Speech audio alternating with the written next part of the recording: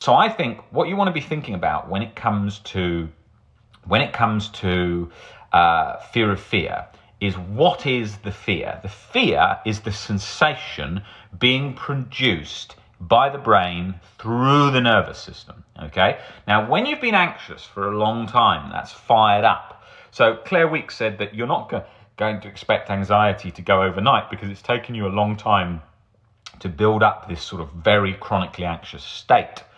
Even if it started quite quickly, it's still your thinking and everything that brought it together bit by bit.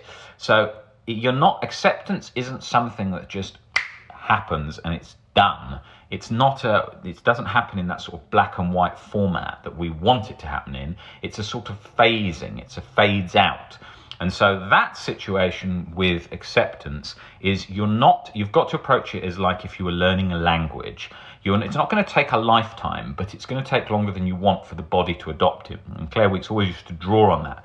And Paul David talks about that in a great way. It's often put, and actually I saw in a great forum post years ago by a sort of veteran of the anxiety world in his sort of 50s, 60s, had spent a long time studying anxiety because he had bad anxiety himself. He used to put out lots of wisdom to all of us in the forum back then. He said that the skill that you're looking for is to be able to tolerate anxiety and be comfortable with it, rather than getting rid of it. Now, he wasn't saying that was lumping it, the phrase that I used to coin to describe sort of carrying it on your back and it's sort of being there and resenting it, but just going along with your day. Sort of that idea of you've just got to put up with it forever, which is often an idea that sadly sort of continued in the OCD community a lot, that we've just got to put up with OCD, and recovery isn't chronic, the absence of chronic guilt and anxiety, but it's sort of just a waxing and waning roller coaster your whole life, which is complete nonsense and not true at all. If we know that a fear is the only catalyst for the cycle. So what happened there is, he was saying that you want to look at getting more comfortable with it. That's the goal. Getting more comfortable is how we're looking at it. What can I still do with it there? Can I still go to the cinema? Can I still go for dinner? Can I still see my friends and family? Can I still do all of these things with its presence? And that was what was so key in my journey towards recovery.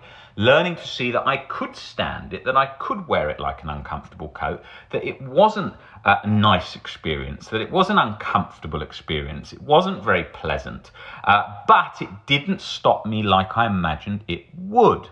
And that was key, because what happened is I had learnt to view it, learnt to see it as this terrifying, all-consuming force, and that is what kept me so scared of it.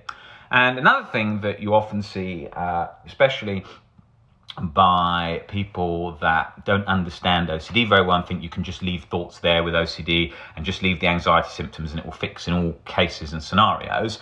Well, no, that doesn't work. And that's why people then become more scared of fear, because they think, oh my God, all the anxiety hasn't gone and I'm not even that anxious. And so then they get scared. So we're looking at it as a journey so that you're learning to get under those core fears to bring the background chronic guilt and anxiety down.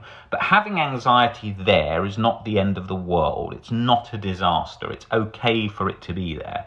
It's the same as if you get angry or you've never experienced the feeling of anger before, you would be like, oh my God, what's this? What's this experience? Or anything. If you haven't any experience, a bodily sensation you haven't experienced before, will be scary. Maybe somebody who has a disease which gives a particular neurological symptom, once they learn that that neurological symptom is harmless, then they're less scared of experiencing that sensation. But initially, when they first develop the sensation, they become very scared of it. And there's many things like that in life, and I can think of many variations of nervous-related symptoms that I experienced along the anxiety journey that gave me all of those experiences in the body and made it feel very, very scary. Because I was like, what's this? What's this sensation? What's this feeling?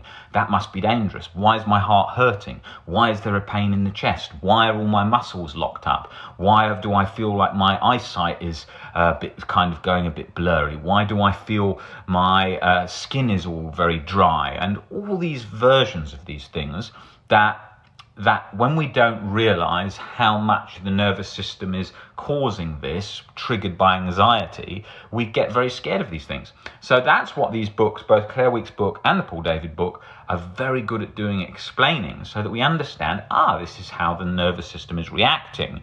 But what we don't want to do is keep reading that in a reassurance cycle, because what we do then is we're trying to, like, I was trying to always say, like, oh, that symptom's nothing to worry about because that's just an anxiety symptom. But then you get to a point, well, what if this isn't an anxiety symptom? So then I obviously had to take it further to accepting, even if it wasn't, or even if I died, or even if I got very ill, or whatever, or any of those things, that internal surrender from all of these sensations that arise because of this nervous system that's fired up.